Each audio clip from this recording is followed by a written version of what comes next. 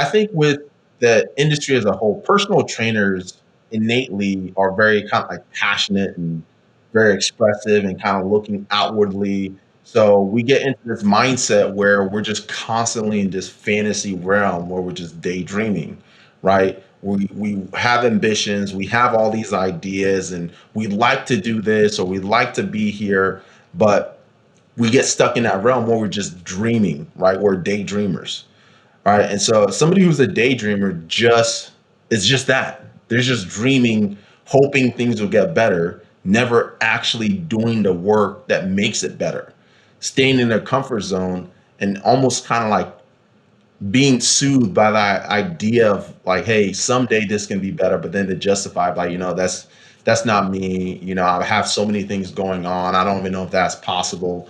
But it feels good to dream about having a better life and doing nothing about it. I can actually just really sort of flesh out the daydreamer, I guess, concept, because to be honest, before we went online, this was actually one of the areas that I really struggled with, is that I was always ambitious. I've always considered myself to be very able and talented and I guess intelligent, but my problem was actually taking the action that needed to be taken. It was really tough because when I wasn't doing it, when I had my own sort of face-to-face PT business, I would often feel dejected, guilty, stressful. And I guess like I would never feel like I had enough time in the day because there were all these things that I wanted to do. And it was like I knew where A was, I knew where Z or Z was, but I didn't know those little tiny steps to take in between. I hadn't taken the time necessarily to sort of map those out clearly.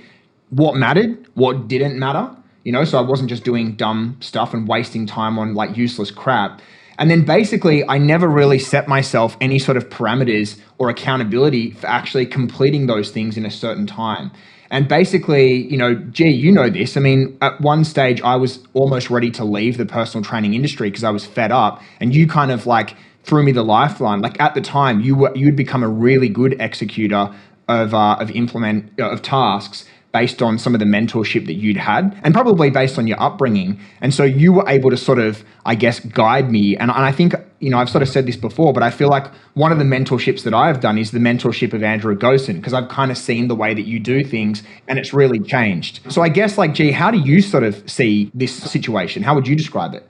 Yeah, I think like the biggest thing for me is just like being really, really clear on my goals. It's like, okay, well, am I going to step up and am I going to be successful in life? Like one of the things that really drives me is being a provider. I think that was the environment that I was brought up with.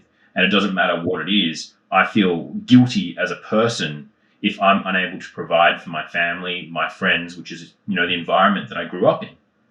So, I think that very much I'm a daydreamer, but I think that I feel like I connect the dots really well. I go, well, this is a daydream, but in order to get to point Z, I'm going to have to do this. Or, at a later point, I have a team that's going to be able to do, and, pretty much complete my bidding in terms of, my ideas and dreams.